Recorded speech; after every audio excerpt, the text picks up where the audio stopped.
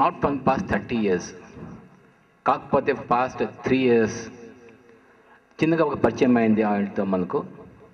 But రాను రాను మనకు తెలిసింది ఒక వ్యక్తిలో ఇంకా శక్తి ఉండుతుందా, ఇస్ ఇట్ పాసిబుల్ అని. Sorry, I'm from Bengaluru, my language could be bad.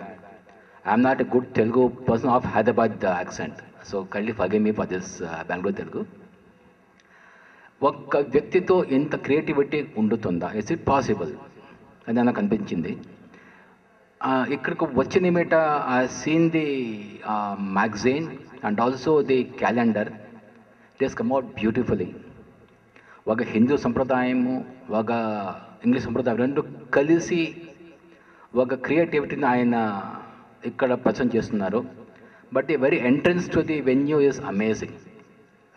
ఒక కళ్యాణ ఉద్యోగము అయి ఉంది, ఒక మ్యారేజ్